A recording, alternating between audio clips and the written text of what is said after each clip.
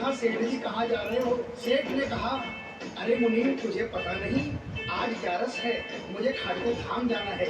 मुनीम ने कहा सेठ जी आपको पता नहीं आज बाहर के कुछ व्यापारी आने वाले हैं, लाखों का सौदा होने वाला है और वो व्यापारी आज रात को वापस इंडिया के बाहर चले जाएंगे। आपके पास तो मौका है, आप 11 की जगह मावस को खाटू चले जाना। सेठ के मन में ही आया कि हाँ इसमें क्या फर्क पड़ता है, आज यहाँ व्यापार कर लेता हूँ, सौदा कर लेता हूँ, मैं खाटू मावस को चला जाऊंगा। और सेठ उस दिन खाटू नहीं जा पाया। 11 निकल गई, मावस आई, मावस को फिर कोई व्यापारी आ गया, उसके बाद फिर पूर्णिमा आई, फिर कोई व्यापारी आ गया और इसी तरह सेठ व्यापार में फिर उलझ गया।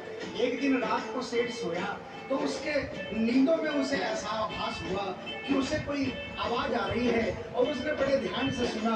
उसे लगा खाटू वाले शर्म बाबा उसे कह रहे हैं बाहर से, मैंने तो सोचा था कि मेरे दरबार में कोई बहुत बड़ा भूरा भटका भगत आया है, लेकिन मुझे क्या पता था कि कोई भगत नहीं एक सौदागर आया है और मुझसे सौदा करके चला गया। आज तू अपने घर में अपने व्यापार में खूब खुश है, तू वहीं पर खुश रहे। और ऐसा कहकर वो आवाज बंद हो गई। सेठ की आंखें खुली, उसके मन में ग्लानि हो गई। उसने सोचा कि मैं आज ही खाटू धाम जाऊंगा और वो जैसे ही खाटू के लिए निकला रास्ते में एक्सीडेंट हो गया। सेठ की दोनों टांगे रह गई। अब सेठ अपने पैरों पर खड़ा नहीं हो पाया और उसके मन की मन में ही रह गई। सेठ बहुत तड़पता रहा।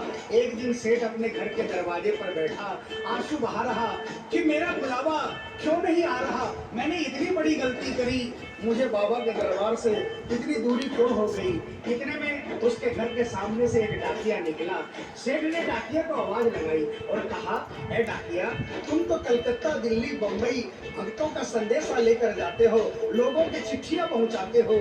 आज मेरी एक चिट्ठी, मेरा एक संदेशा मेरे खाटू वाले श्याम बाबा के दरबार में क्या पहुंचा दोगे? डाकिया ने कहा सेठ मैं तो आजकल खाली रहता हूँ, जब से इंटरनेट का जमाना आया है लोग ईमेल पर ही चैटिंग कर लेते हैं, बताओ तुम्हारा क्या संदेशा है और कहाँ पहुँचाना है।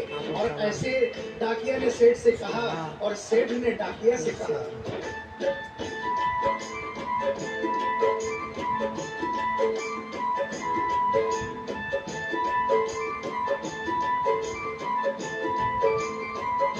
डाकिया जा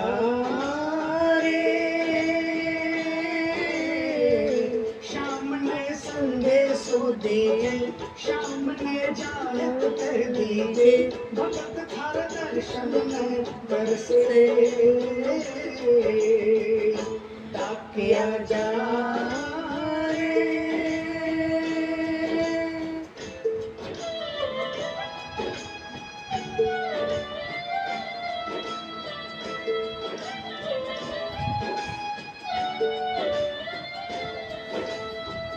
डाकिया ने कहा सेठ आपका संदेशा तो मैं पहुंचा दूंगा, लेकिन मुझे ये तो बताओ कि आपका संदेशा पहुंचाना क्या है, जहां मुझे संदेशा पहुंचाना है वहां का ठिकाना क्या है। और डाकिया ने कहा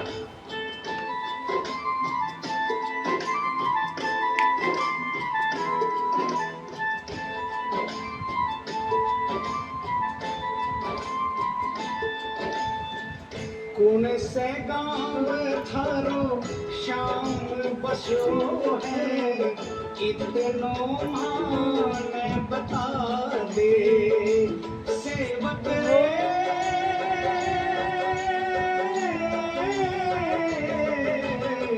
घर तेरे पास है कोई निशानी, माने तू दिखला दे। कैया जानूंगा पीछा मैं हूँ छोरो अनजान, कैया जानूंगा पीछा मैं हूँ छोरो अनजान।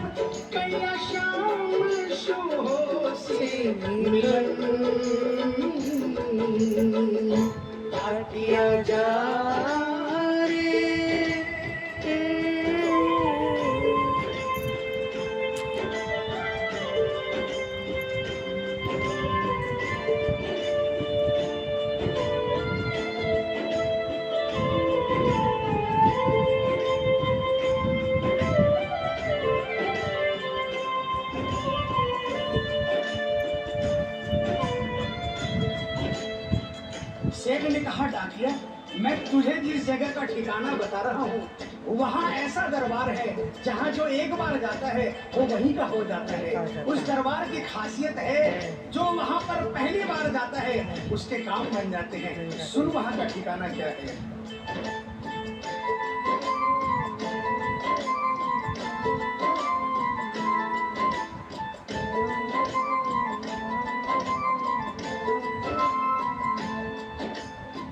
खाटू में है श्याम जी को मंदिर, शिखर ध्वजा लहरावे।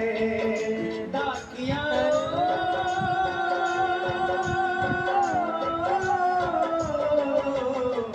ज्योति पर हनुमान विराजे, सेवक चावर ढुलावे। बाके नौबत बाजे पार, गूंजे हरदम जय जयकार।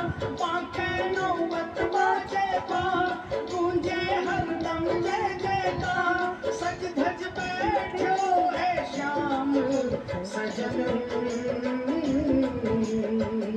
डाकिया जाए।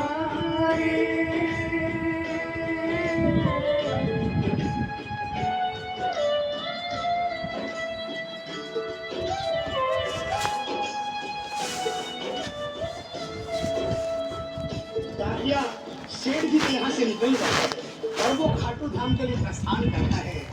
धीरे धीरे वो खाटू पहुँचता है और खाटू पहुँचकर बाबा के मंदिर का पता करता है और मंदिर के नीचे पहुँचकर वो पहले प्रणाम करता है और बाबा के मंदिर की 13 सीढ़ी चढ़ता है और वो बाबा के सामने पहुँचकर बाबा की तरफ